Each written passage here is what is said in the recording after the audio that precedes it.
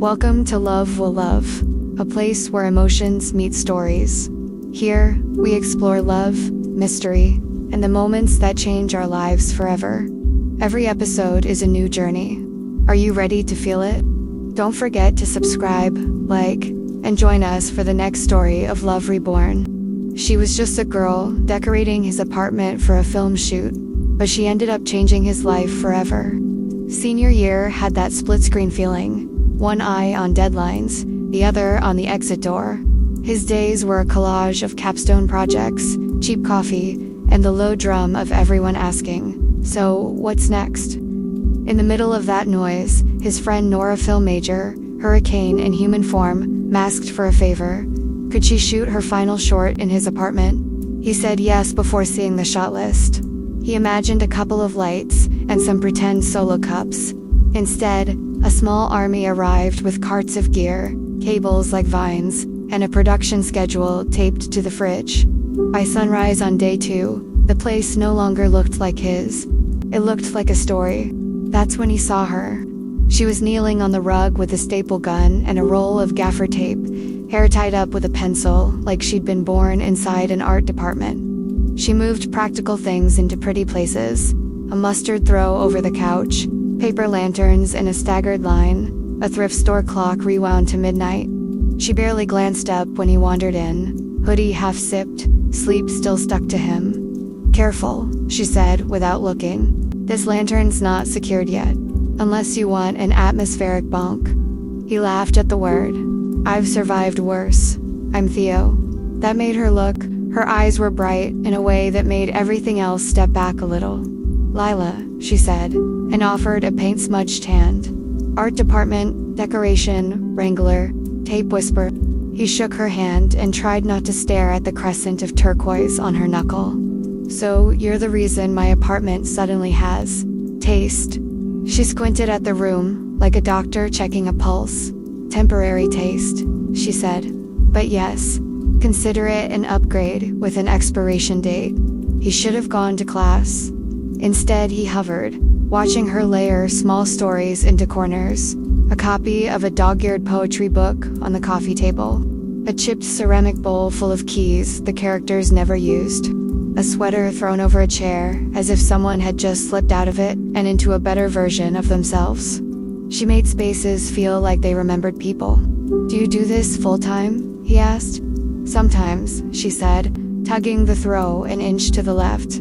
"Mostly I study. Sometimes I stage. Always I collect things that look like they've lived." She nodded at the bookshelf. "Do you always color code your books?" "It's the only system that makes chaos look intentional," he said. "Same," she said, and he felt the first thread pull taut between them. The crew swarmed, set up, shouted things like last looks and sound speeding. Lila moved through it all with a kind of quiet, authority never loud, always noticed. He caught himself noticing everything. How she tucked a strand of hair behind her ear when she measured. How she hummed in the moments between tasks. How she wiped her hands on her jeans like an apology and kept going.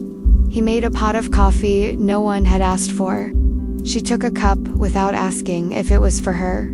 "Thanks," she said, not glancing up, tapping tape onto a paper star and lifting it to the light as if the ceiling were a sky worth negotiating with.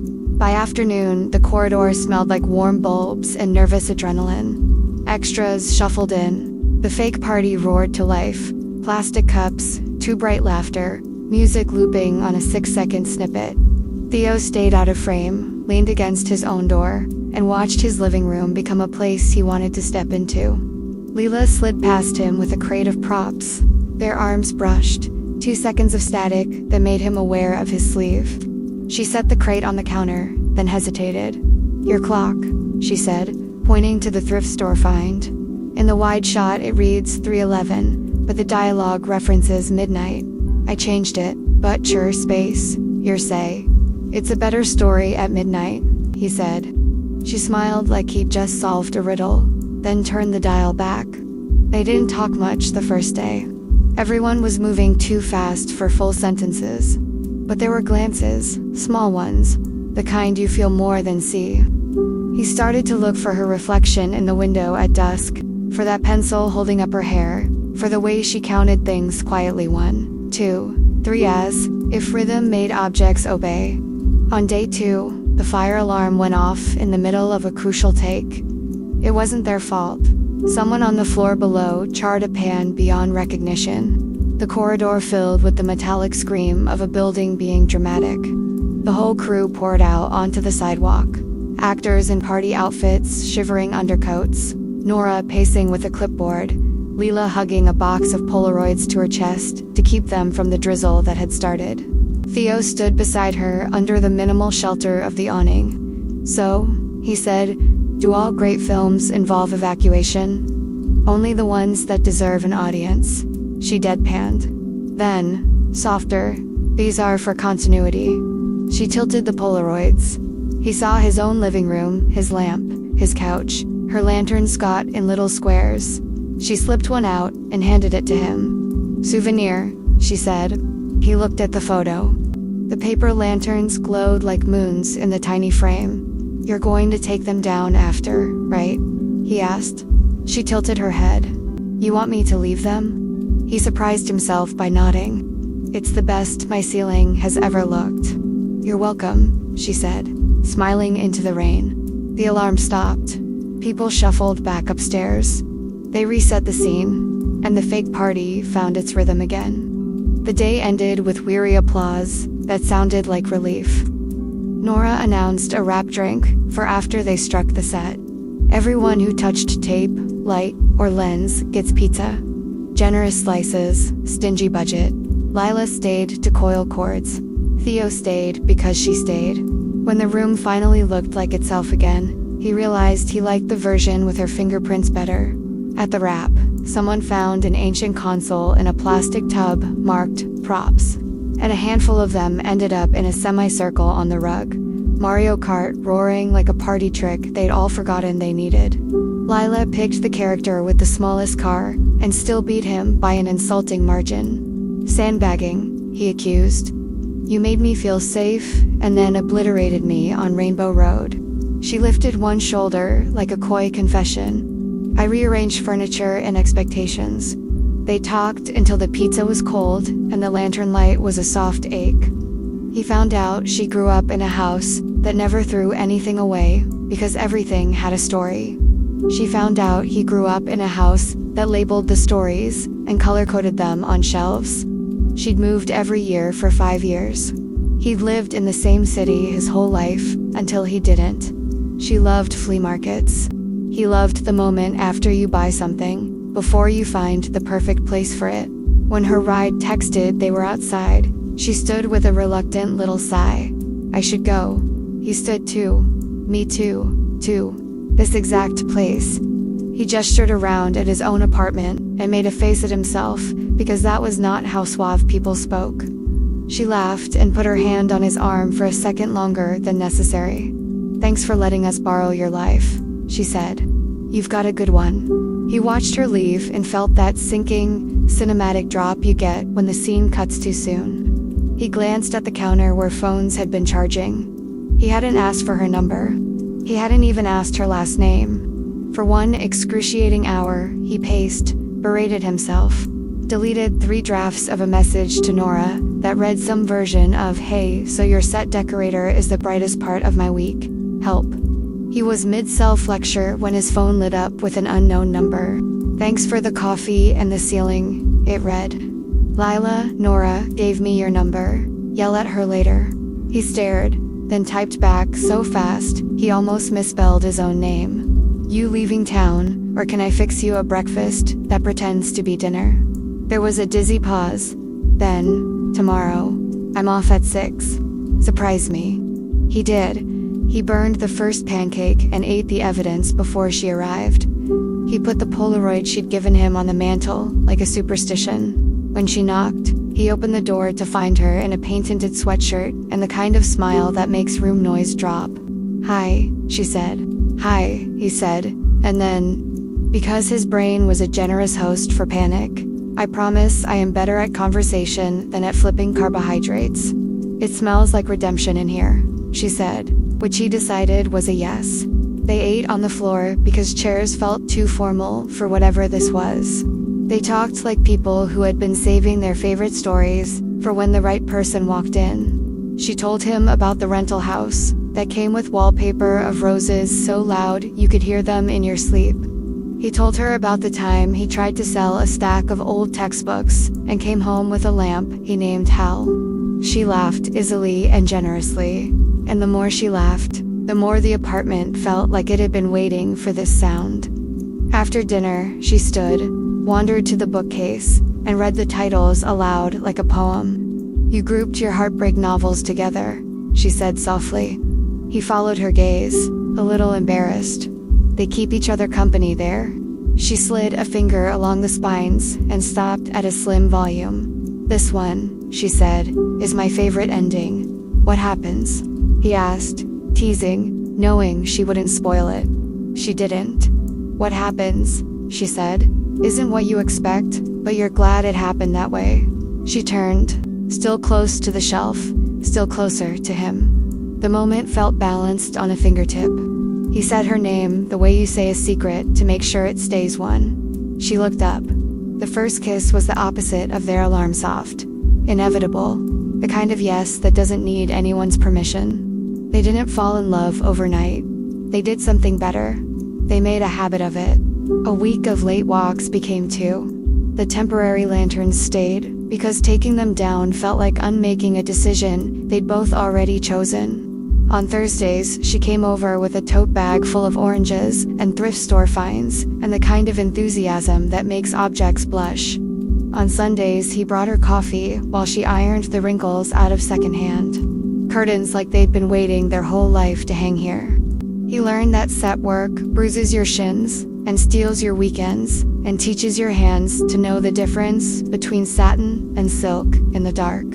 She learned that his version of stress baking produced terrifyingly perfect cookies. He fixed the wobbly leg on her favorite chair. She taught him the sacred language of labels on plastic bins. They invented a choreography inside a small space, how to pass in a kitchen without jostling, how to share a blanket without a treaty, how to listen when the other one needed quiet more than answers. There was a soft twist in the middle of it all. Opportunity arrived on different days for both of them and stood on different corners. Leela got a call from a production designer she admired. There was a real job on a proper project, 3 months in another city, paid, union adjacent, the kind of door that opens other doors if you walk through it bravely enough. Theo got an email from a book publicity firm downtown, an internship turned into a job offer. If he could start by summer, stability with benefits, and the kind of commute you could read during. They sat on the floor again, back against the couch, the lanterns breathing light into the ceiling. "If you go," he said, "you should go like you mean it." "If you stay," she said, "you should stay like you're building something." "What if those are the same thing?" he asked. She tipped her head onto his shoulder. "Then we'll be the bridge." They practiced. Long distance wasn't glamorous. It was alarms set for time zones, and their names on dull calendars to make bright days. And the fight you have because the call drops in the middle of the part where you're finally saying the true thing. They learned how to disagree without getting mean, how to miss each other without turning into ghosts, how to keep the image of home in focus even when the picture changed. Halfway through her job, on a Tuesday, tired enough to fold a person, Lila texted a photo. The same paper lanterns, now hanging in a different apartment, casting the same small moons across a different ceiling. Her caption said, "Still ours." He sent one back of the Polaroid on his mantle, with the words, "Still ours," too. It was a thin string across a map, proof that distance measures geography, not affection. When she came back, they celebrated the most ordinary way possible. Groceries. They touched everything in the produce aisle and picked a tomato like they were choosing a future. That night, they cooked a meal that turned the apartment into a story again. He poured wine with the care of a librarian, reshelving a rare book. She pressed her forehead to his and said, "Hi," like they'd been greeting each other every second anyway. Then they stopped pretending either of them knew where one day ended and the next began. Spring arrived with its usual audacity. Nora's short got into a student festival, and the whole crew dressed up like fancy versions of their tired selves. Theo sat next to Lila in the dark and watched his living room flicker onto a screen 2 stories tall. The audience laughed in the right places and sighed in the ones that surprised them. In the Q&A, someone asked Nora about her favorite moment on set. Nora said, "Wicked grin and all, convincing the location owner to let us put holes in his ceiling." The crowd laughed. Theo looked at Lila. She wiggled her fingers like she still had tape stuck to them. After the screening, strangers told Lila how good the world looked when she put it together. Theo stood slightly to the side and watched her take the compliments the way she took everything else, gently as if they might bruise. On the walk home, he said, "You make spaces feel like they remember people." "You already said that," she said, bumping his shoulder. "Then it keeps being true," he said. Graduation used up all the chairs in town. They packed that apartment together, him reading labels, her ignoring half of them in 2 boxes with names that sounded like chapters.